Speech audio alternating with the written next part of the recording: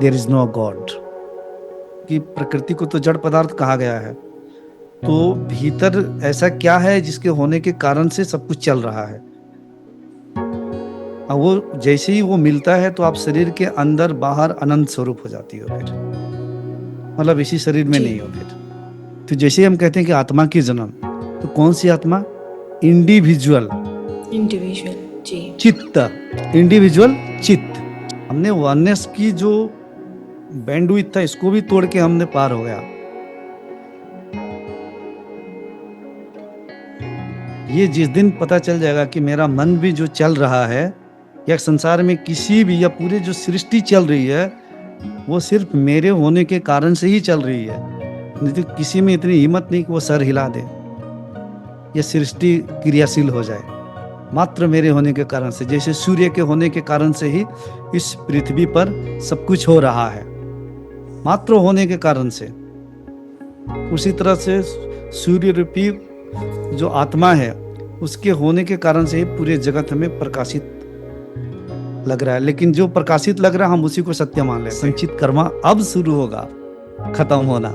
पहले तो कुंडलिनी शक्ति का जागरण, सुषुम्ना नाड़ी की एक्टिवेशन यहाँ तक आई तो आप में ऊर्जा आ जाएगी, पूरे ब्रह्मांड की ऊर्जा आएगी। यहाँ से आपका आप संचित कर्मा में आग लग गई, अब खत्म होने वाला है, यहाँ से खत्म होगा।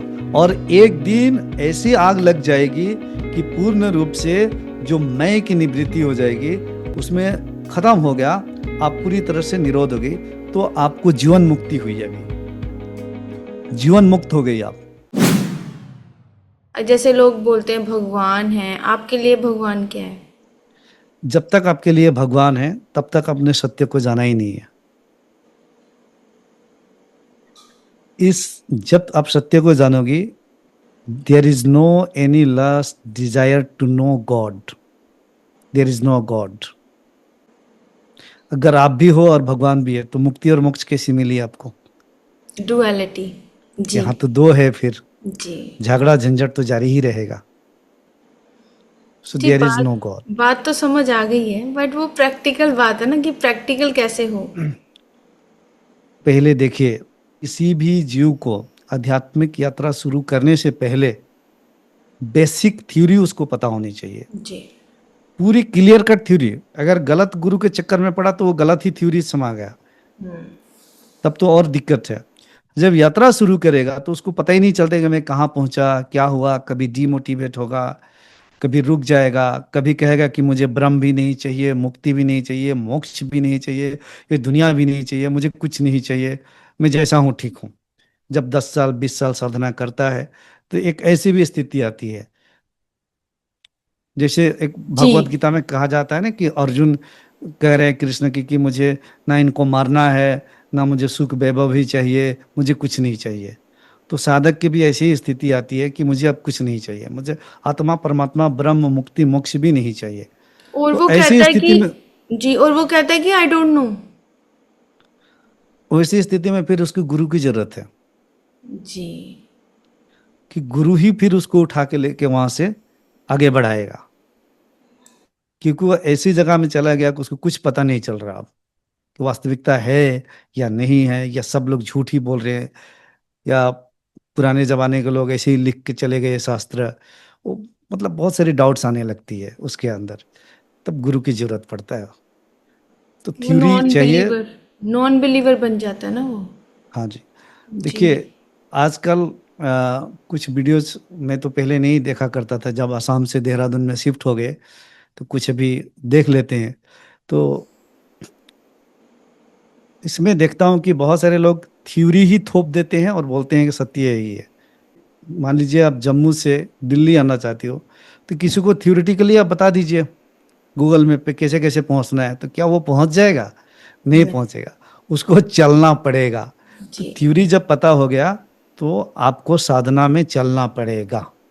अब वो साधना किस प्रकार की है आपका, वो एक अलग विषय है। आप किस प्रकार से साधना कर रही है, ज्ञान मार्ग से कर रही है, किस मार्ग से कर रही है, चलना तो पड़ेगा, वो सबको चलना पड़ेगा।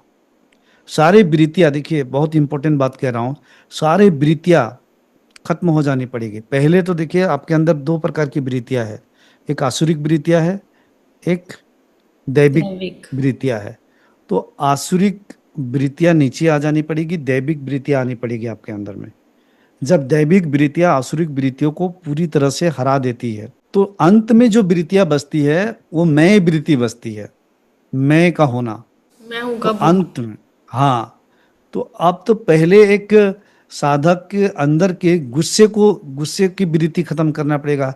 कुछ खाने पीने की जो क्रेविंग है, बहुत सारी वृत्तियां, ये इंद्रिय आसक्त मन, जो हमारी इंद्रियां निरंतर बाहर की वस्तुओं को लेकर प्रवाहित हो रही है, इन सारे वृत्तियों को निरोध करना पड़ेगा। इतनी आसान नहीं है जैसे लोग ज्ञान से हम समझ लिया और हो गया। प्रैक्टिकल जिंदगी में उस इंसान के साथ रह के देखिए, आपको सब पता चल जाएगा। लेकिन हमारे कुछ ऋषि ऋषि मुनि बहुत गुस्सा करते थे, जैसे दुर्वासा मुनि। तो वो तो गुस्से पे काबू नहीं कर पाए थे। देखिए, पहले अगर प्राचीन समय में आप जाएंगे, तो जो भी कुछ पढ़ता था, लिखता था, बाल दाढ़ी ये सब रखता था, उसको हम ऋषि मुनि कहने लगते थे, जो ज्ञान देता था। जी। तो ऋषि मुनि होने का मतलब नहीं है कि वो आत्मा का बोध किया है। जी। एक एक जो संत है, संत शब्द ही संत कह रहा है कि जो भीतर से शांत हो गया, जी। उसके अंदर गुस्सा करने वाला कोई है नहीं।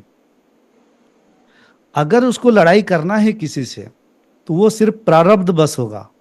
लेकिन लड़ाई करते हुए भी ध्यान रखिएगा, लोगों को लग रहा है कि वो गुस्सा हो गया है, कुछ ऊर्जा आई है लड़ाई करने के लिए, लेकिन उस गुस्से में भी गुस्सा है नहीं।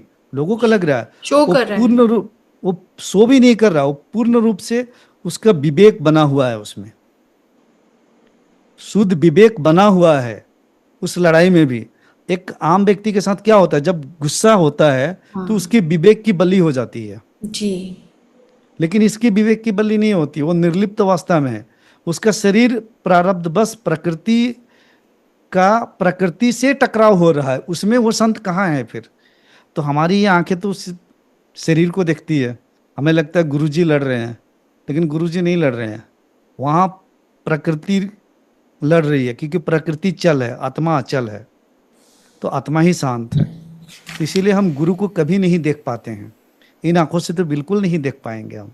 जी। हाँ, तो हम क्रियामान कर्म कैसा करें कि हमारा संचित कर्म खत्म हो जाए। ठीक। जब कभी भी हम आध्यात्मिक यात्रा शुरू करेंगे, तो हमारा क्रियामान कर्म खत्म करने के लिए पहले तो हो सके तो किसी, अगर आसपास लगता है कि ये पूर्ण गुरु है, अगर उस गुरु का सानिध्य मिलता है तो उससे वो प्राप्त करें। क्योंकि कबीर ने भी गुरु का खूब गुणगान गाया है। ये इसलिए कि गुरु हर क्षण उसके भीतर की कमियों को देखते रहता है और उसको टोकते रहता है, और भीतर से उसको ऊर्जा भी प्राप्त होती रहती है। ये पहला है। और उस गुरु से मार्गदर्शन ले, और अपने आप भीतर की चित्त वृत्तियों की या साधना को गुरु के मार्गदर्शन से निरीक्षण करे कि मेरा साधना पद्धति क्या हो सकता है। ज्ञान मार्ग हो सकता है, या ध्यान हो सकता है, या योग हो सकता है, भक्ति मार्ग। भक्ति हो सकता है, क्या हो सकता है। पहले उसको खोज छानबीन करे और उससे कनेक्ट हो जाए, और कनेक्ट होकर उससे उसको वहां से वो साधना शुरू करनी चाहिए। जैसे ही वो साधना शुरू करेगा, तो कई चीजों पे उसको ध्यान रखना पड़ेगा। शुरुआती में तो उसको बहुत अच्छा लगेगा, एक्साइटमेंट रहेगा, लेकिन जैसे कुछ साल बीतते चले जाएंगे, वो फिर उदास भी होने लग जाएगा। तो हमारा संचित कर्म खत्म करने के लिए एक सही साधना पद्धति, सही मार्गदर्शन, अगर आप ज्ञान मार्ग में चल रहे हैं, जैसे मैं कहूँ कि हमारी एक मैं करवाता हूँ एक स्वयंभू क्रिया, हर रोज करना पड़ता है। वो जी। एक बहुत ही पावरफुल है, 7 स्टेप्स की है। ओके। वो स, वो संचित कर्मा को पूरी तरह से धाराशाही कर देगा। वो ओके। क्या करवाता हूँ मैं अभी नहीं बता सकता हूँ आपको। जी। उसमें मतलब बहुत कुछ आ जाता है। जी। तो देखिए, सबसे बड़ी बात है कि साधना में अपने आप को स- साधना पड़ता है। अब हम कैसे साधेंगे। आप ज्ञान मार्ग में हो, आप ज्ञान से निरंतर सत्संग का सेवन कर रही है, आप उपनिषदों की या गुरुओं की लिखी हुई वाणी सब पढ़ रहे हैं, और साथ ही साथ आप दूसरी ओर गुस्से से आग बबूला भी हो रहे हैं। दूसरी ओर आप इस प्रकार का व्यवहार कर रहे हैं लोगों से कि मैं बड़ा हूं, मैं सीनियर हूं, तुम नीच हो, तुम ऐसे हो। तो इसके संचित कर्मा कैसे खत्म होगा? संचित कर्मा खत्म नहीं हो सकता है। इसीलिए इनफैक्ट और बन जाएंगे, बन जाएगा। तो बनते जा संचित रहे कर्मा खत्म करने के लिए एक तो उसको अपने कर्मों पे ध्यान देना पड़ेगा। पहले उस व्यक्ति को, उस साधक को, उस खोजी को शुरू करना पड़ेगा अपने आहार से। चाहे वो कोई भी मार्ग में हो, बेसिक सबके लिए एक ही होगा, पहले अपने आहार से। मेरा कहने का मतलब है कि वो पहले सात्विक आहार का सेवन करे। जी जी जैसे एक बच्चा माँ का पेट में है, तो जो जी स्त्री खाती है उसी से तो उसका अंग बंग डेवलप होता है। जी तो पहले हमें आहार सही करना है। आप अपना संचित कर्मा खत्म करना चाहती है, और जहां भी जैसा भी आहार मिला वैसे ही आप डाल रही हो, और जैसे ज्ञान भी ले रही हो, तो ज्ञान तो बहुत हो जाएगा, लेकिन भीतर से आप चिड़चिड़ापन भी रहेगा, गंदगी से भी भरा रहेगा। ज्ञान क्या है? इन्फॉर्मेशन ही डाली हो आपने, अब अवचेतन मन में आपने इकट्ठा कर लिया, और सर भारी ही रहेगा उस ज्ञान से। तो पहले जी तो कोई भी साधक को अपने आहार, सात्विक आहार का सेवन करे। दूसरा, वो शुरू करे अपने शरीर से। फिर शरीर से क्या कि हर रोज, क्योंकि हमारा शरीर जो मिला है, पाप और पुण्य, जो प्रारब्ध, जो संचित कर्मा का से हमें जो मिला, पाप और पुण्य जो प्रारब्ध कर्मा, उसी पे खड़ा है। तो शरीर पे हमें कुछ काम करना पड़ता है। अब क्यों काम करना पड़ता है? ये बहुत ही साइंटिफिक कारण है। जैसे हमने आहार का सेवन किया, तो शरीर भी हमारा, शरीर से भी आपको जो अच्छा लग रहा है, कोई भी सात्विक, आपको कोई डांस पसंद है, कोई योगा पसंद है, कोई एक्सरसाइज पसंद है, तो उसी तरह से हमारा एक है स्वयंभू मुद्रा क्रिया। उसमें आपको इस प्रकार से कुछ करना पड़ता है कि उससे हमारा शरीर का, जब हम शरीर की एक्टिविटी जब कुछ करते हैं, तो उसका जो प्रभाव है सीधे हमारे भीतर की ऊर्जा सिस्टम पे पड़ता है। हमारे जो भीतर के जो मन है, जो जी भीतर का जो सूक्ष्म शरीर है, उसके जी भीतर की जो गांठ जो है बनी हुई है, जन्मों जन्मांतर की सप्रेशन जो है, वो धीरे धीरे खुलता है, टूटता है, फूटता है, बिखरता है। तो जी फिर शरीर से उसको ये करना पड़ेगा। लेकिन सात्विक, तामसिक और राजसिक किया, जैसे जिम में जाके बॉडी बनाने के लिए कर रहा है, तो वो फंस जाएगा फिर। वो जी फिर एक तो राजसिक हो गया वो। और राजसिक नहीं, सात्विक। तामसिक करेगा तो वो तंत्र मंत्र कुछ कुछ अलग अलग क्रियाओं में फंस जाएगा वो। जी देखिए सीक्वेंस को आप देखिएगा, तो शरीर पे उसने अब काम किया, क्योंकि हर चीज की अलाइनमेंट एक है। जी उसके बाद, शरीर के बाद उसको आना पड़ेगा अपने वाणी पे। अपने वाणी को भी सुधारना है उसको। उसके वाणी से अगर वाक सिद्धि नहीं मिल रही है, सात्विक वचन नहीं बोल रहा है, ऐसा वचन, ज्ञान तो खूब भर रहा है, इधर ऐसा वचन बोल रहा है जो दूसरे को, दिल को दुख पहुंचा रहा है, उसके वचन से किसी को कष्ट हो रहा है, तो वैसा वाणी, यानी कि वाणी पे भी उसका ध्यान रहे, इतना अवेयर रहे। देखिए, जो मैं कह रहा हूँ ऑटोमेटिक वो साक्षी भाव में आ जाएगा कि गुरु जी ने कहा है, मैं जब कभी भी कुछ बोलूं, तो जी मेरे जिह्वा पे ऐसे अनाप शनाप शब्द ना आए जिससे किसी को दुख पहुंचे, तो वो डेफिनेटली अवेयर हो जाएगा। जी साक्षी साधना यहाँ से घटना शुरू हो जाएगा उसका। स्टार्ट हो वो जाएगी। अवेयर है अपने वाणी से कैसा शब्द आ रहा है। उसके बाद, अब उसके बाद उसका जो एक्शंस है, जो कर्म हम जो कहते हैं, कर्म, ऐसा कर्म करना चाहिए जिस कर्म के द्वारा उसका सात्विक इनकम हो, सात्विक कर्म हो और सात्विक इनकम हो। वो ज्ञान खूब भर रहा है, और प्रैक्टिकली जो कर्म कर रहा है, वो किसी को धोखा दे रहा है, किसी को जमीन को हड़प रहा है, किसी से छल कपट कर रहा है, प्रैक्टिकल जो उसका कर्म जो है वो सही नहीं है, तो वो भी नहीं होगा। उसका सात्विक कर्म भी होना पड़ेगा। जो रोजी रोटी है, जो इनकम जहां से कर रहा है, वो भी एक सात्विक सत्य से आना पड़ेगा उसका। तब उसका संचित कर्मा की ओर काम होगा। ये एक सीक्वेंस है, एक पैटर्न है।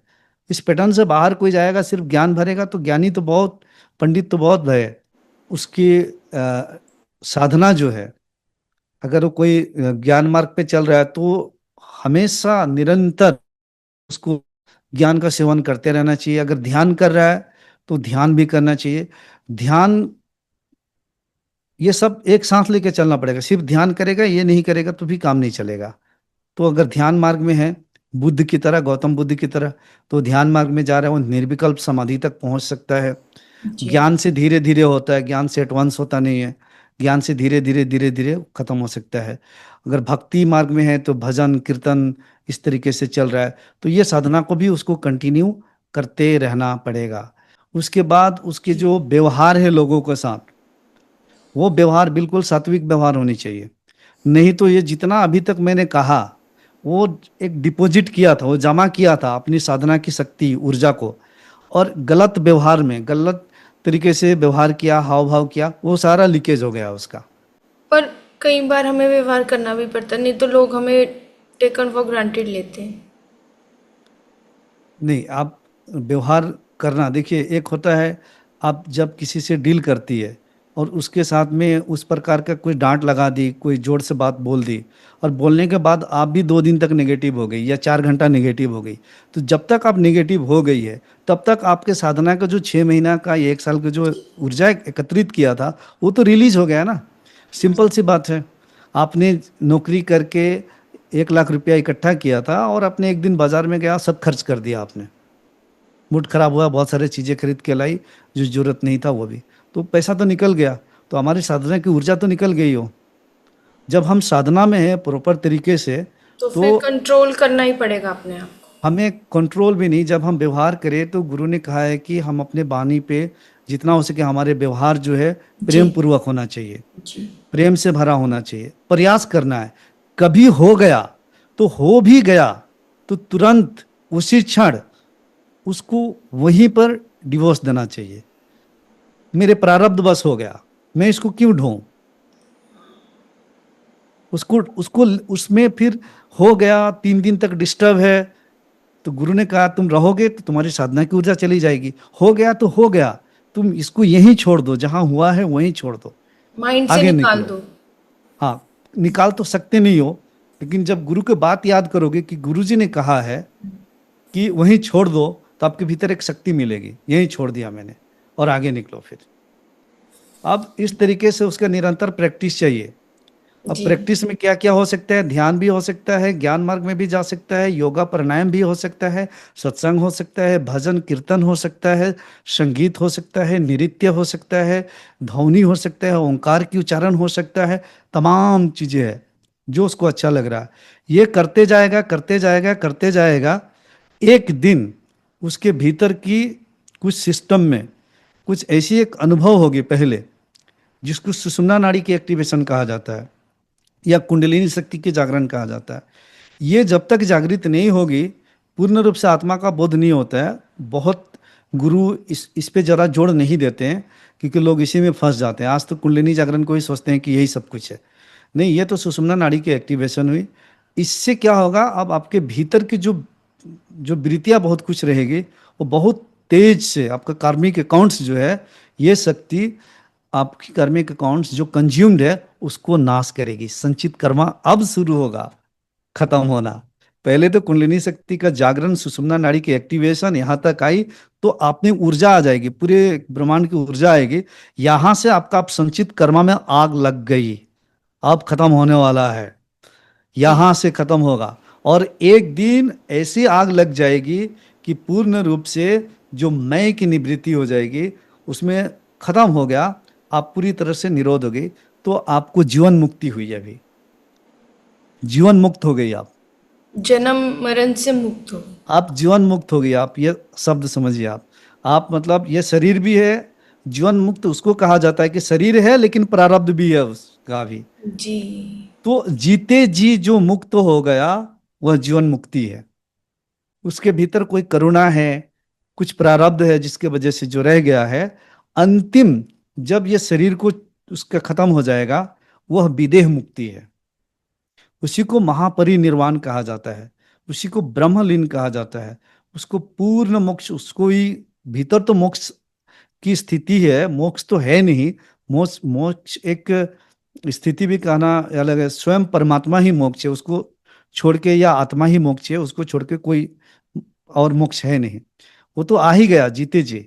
लेकिन ये पूरी तरह से विदेह मुक्ति या महापरिनिर्वाण या महासमाधि आप कहिए, अंतिम जो है वो तब होता है।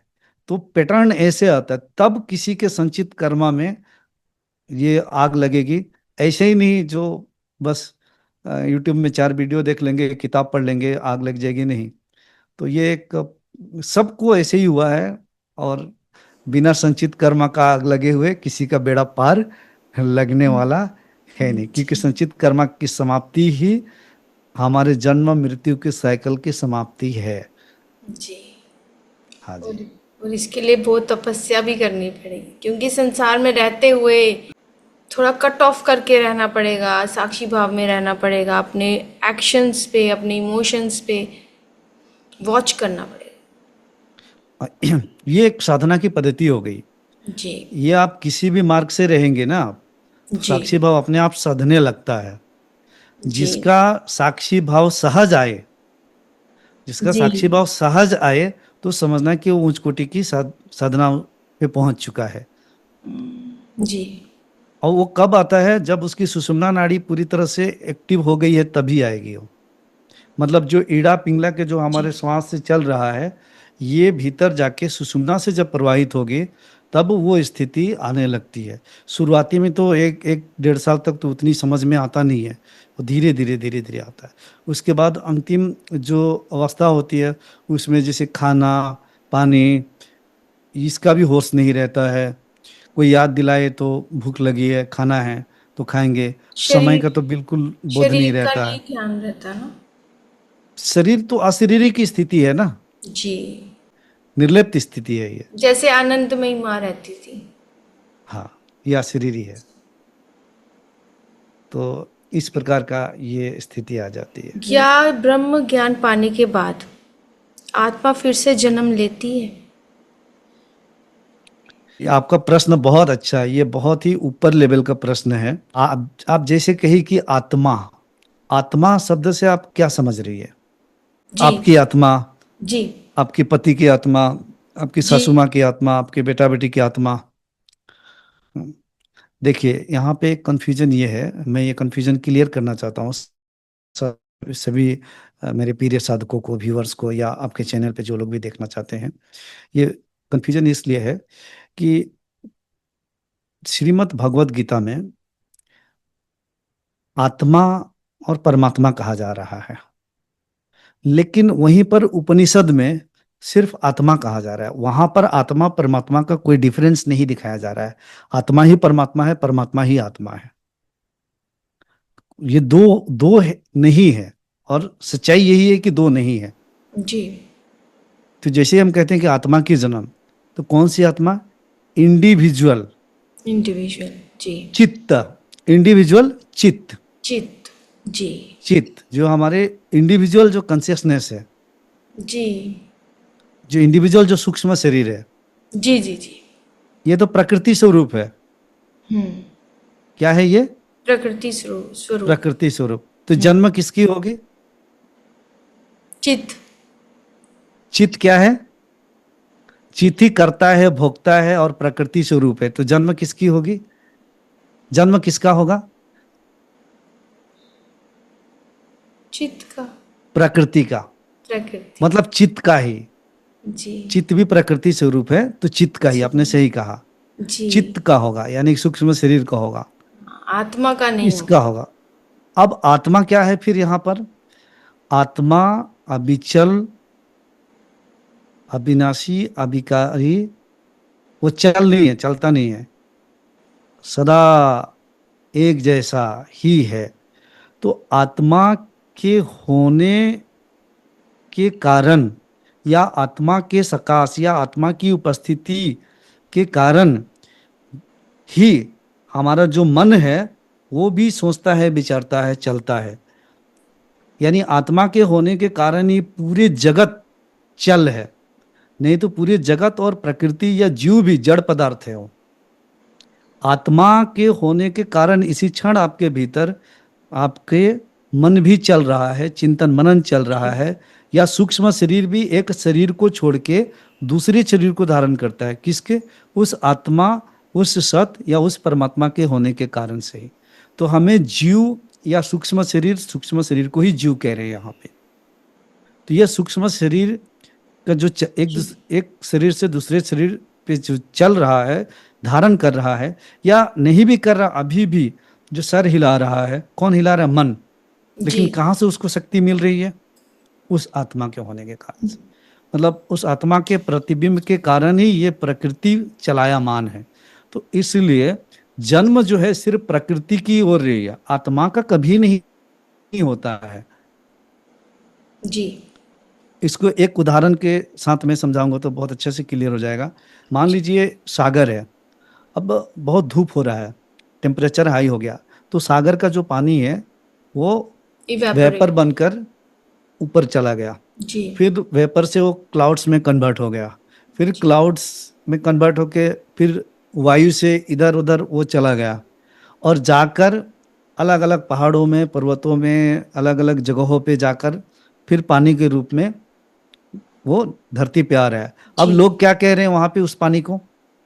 बारिश नाम। देखिए, पहले उसका वेपर नाम दिया, फिर उसका नाम दिया बादल, फिर बारिश। अब बारिश होकर धरती पर आ गया, जब नाला में बह रहा है तो उसको क्या कह रहे हैं? नाला, नाला का पानी। जी। कोई झरना में है तो झरना का पानी, वाटरफॉल्स कहते हैं। फिर छोटी नदी आ रही है तो छोटी नदी के पानी, और सारे नदी नाला के पानी देश देशांतरों से बहते हुए जब वो बड़ी नदी में आ गई तो हम बड़ी नदी कहते हैं, मान लीजिए गंगा ही। फिर सागर में गई तो हमने क्या कह दिया कि वो सागर में चला गया तो सागर कहते हैं। अब ये यहाँ पे समझने वाली बात है। अब यहाँ पे जो महासागर से जो उठा था उसका ही तो जन्म हो रहा है, जी। वही तो नाला का रूप ले रहा है, बारिश का रूप ले रहा है, जी। नदी का रूप ले रहा, फिर बहते हुए उसी में आके समा गया। तो ये प्रकृति है। कौन प्रकृति? सत्य रजस तमस नामक अव्यक्त जो प्रकृति है, जो बहुत लोग कहते हैं ना कि मैनिफेस्टेड एंड अनमैनिफेस्टेड रियलिटी। तो अव्यक्त जो प्रकृति है, उस अव्यक्त प्रकृति का ही जन्म और मृत्यु होता है, आपका नहीं होता। आप सदा से मुक्त ही हो।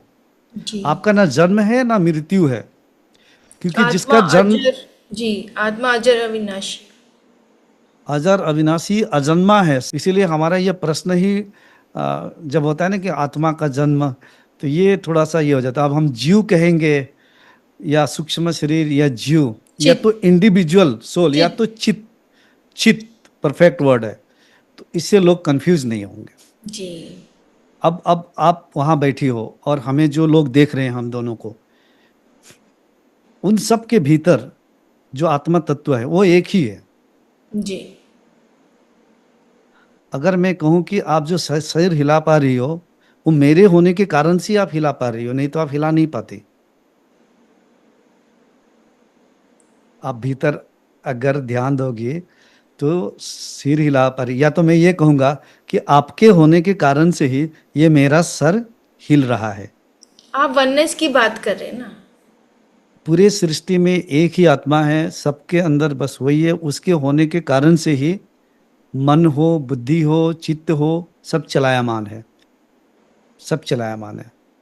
वननेस पे भी नहीं जाना है कि एवरीथिंग इज इंटरकनेक्टेड, तो हम उस वननेस को जान लिया। ये तो प्रकृति में भी वननेस है। वननेस से परे जो निर्लिप्त की अवस्था है वो है भी नहीं भी है। ये तो विज्ञान कह रहा है कि each and everything, each particle is interconnected. तो वननेस तो यहीं पे साबित हो गया। जी। हमने वननेस की जो बैंडविड्थ था इसको भी तोड़ के हमने पार हो गया। ये जिस दिन पता चल जाएगा कि मेरा मन भी जो चल रहा है, या संसार में किसी भी या पूरे जो सृष्टि चल रही है, वो सिर्फ मेरे होने के कारण से ही चल रही है, नहीं तो किसी में इतनी हिम्मत नहीं कि वो सर हिला दे या सृष्टि क्रियाशील हो जाए। मात्र मेरे होने के कारण से, जैसे सूर्य के होने के कारण से ही इस पृथ्वी पर सब कुछ हो रहा है, मात्र होने के कारण से। उसी तरह से सूर्य रूपी जो आत्मा है, उसके होने के कारण से ही पूरे जगत हमें प्रकाशित लग रहा है। लेकिन जो प्रकाशित लग रहा है, हम उसी को सत्य मान लेते हैं। अगर ज्ञान मार्ग में आप इसी क्षण आप भीतर देखोगे कि मेरे भीतर के सारे सिस्टम जो क्रियाशील है, जो चल है, ये सब यही भ्रम है कि ये चल रहा है, मेरा मन चल रहा है। लेकिन मेरा मन तो जड़ पदार्थ है, क्योंकि प्रकृति को तो जड़ पदार्थ कहा गया है। तो भीतर ऐसा क्या है जिसके होने के कारण से सब कुछ चल रहा है। और वो जैसे ही वो मिलता है तो आप शरीर के अंदर बाहर अनंत स्वरूप हो जाती हो फिर, मतलब इसी शरीर में नहीं हो फिर। तो ऐसे ही कुछ है, आपने खुल के बता दिया सब कुछ। यही सच्चाई है। जी। हाँ जी। तो जन्म भी लोग कहते हैं मुझे कि गुरुजी मेरे पूर्व जन्म में क्या था मुझे पता करना है। वो मैं कहता हूँ तुम्हारे पूर्व जन्म है ही नहीं तो क्या पता करोगे। तुम्हारी स्मृतियों की जन्म हुई है, इच्छाओं की जन्म हुई है, मन का जन्म हुआ है, चित। चित्त का हुआ है। अगर कई शब्दों में कहें तो चित्त का जन्म हुआ है, तुम्हारा हुआ नहीं है। तुम तो सदा निर्लिप्त हो। तो पूर्व जन्म की कॉन्सेप्ट ही खत्म फिर यहाँ पे। हाँ, अपनी स्मृतियों को जानना है, जी। स्मृतियों की यात्रा को जानना है, तो उसको जानो फिर। उससे जानकर भी हम क्या करेंगे, कोई फायदा नहीं है। हमें तो स्मृतियों को ही पूरे निरोध करना है। जी। खत्म देखिए, करना है। वृत्ति जब कहते हैं तो पतंजलि कहते हैं 5 प्रकार की वृत्ति होती है। करेक्ट नॉलेज, इनकरेक्ट नॉलेज, मतलब प्रमाण और विपर्य। करेक्ट नॉलेज भी जो आपके पास है ना, जितना इकट्ठा किया है, ये भी वृत्ति है, ये आपको परेशान ही करेगी। जिसका दिमाग ज्यादा ज्ञान से भर जाता है, आप देखना वो लोग परेशान रहते हैं, वो शांत नहीं रहते हैं। और एक है विपर्य, मतलब इनकरेक्ट नॉलेज। फिर कहा जाता है उसके बाद आ गया आ, एक फैंटासी, फैंटेसी। विकल्प। फैंटेसी, विकल्प, जिसे हम विकल्प कहते हैं। विकल्प क्या है? जो चीज नहीं है उसकी कल्पना हमने दिमाग में कर लिया है, मन इमेजिन में कर कर लेते लिया हैं, है, वैसा ही प्रकट हो वो जाए। है। जैसे आपने कृष्ण की इमेजिन कर ली, किसी की भी इमेजिन कर लिया आपने, या राम की, कृष्ण की, किसी किसी के भी, वो एक विकल्प है। ये भी एक वृत्ति है। जी। स्मृति, स्मृति यानी कि जो हमारे अनुभव, जो यादें, मेमोरीज। मेमोरीज, ये भी वृत्ति है। इन सब का नाश करना। इन सब का नाश करना पड़ेगा। इन सब का नाश किए बिना आप मुक्त कैसे हो सकते हैं? ज्ञान तो बहुत ले लिया लेकिन नहीं हो सकता। जो ज्ञान आपने इकट्ठा किया है वो भी शून्य हो जाना पड़ेगा। मतलब अनलर्न। अगर कोई यंत्र होता है यहाँ लगा के चेक करता तो उसको कुछ नहीं मिलता, खाली एक शून्य अनंत मिलता है, एक महाशून्य मिलेगा। उसको ज्ञान नहीं मिलेगा, क्योंकि सारी स्मृतियों का निरोध करना है, मतलब सारी वृत्तियों का निरोध करना। लेकिन मैं तो देखता हूँ लोग स्मृति बहुत इकट्ठे करते हैं, इधर फोटो में इकट्ठे करते हैं, यहाँ करते हैं, वहाँ करते हैं, फिर उस स्मृतियों के साथ एसोसिएट हो जाते हैं, रोते हैं, गाते हैं। लेकिन अध्यात्म में इन सब का डिस एसोसिएट, इनको भस्मसात, इनकी विकृत। तो आपने अच्छा वर्ड पकड़ा है, जो चित्त है उसकी पूर्ण विकृति। इसी को कहा जाता है संचित कर्मा का पूरी तरह से आग लगा देना और खत्म कर देना। रामचरितमानस की एक खूबसूरत चौपाई है जो हमें कर्म का महत्व बताती है। हाँ जी। कर्म प्रधान विश्व रचि राखा, जो जस कर ही सो तस फल चाखा। आपने बहुत अच्छे से हमें कर्मों के बारे में बताया, संचित कर्म, प्रारब्ध, क्रियामान कर्म, और हमारे व्यूअर्स के कॉन्सेप्ट्स काफ़ी क्लियर कर दिए। आप हाँ हमारे जी। चैनल पर आए, आपने हमें अपना कीमती समय और कीमती ज्ञान दिया, उसके लिए आपका बहुत बहुत धन्यवाद। जी धन्यवाद। हाँ जी। स्वर्गति।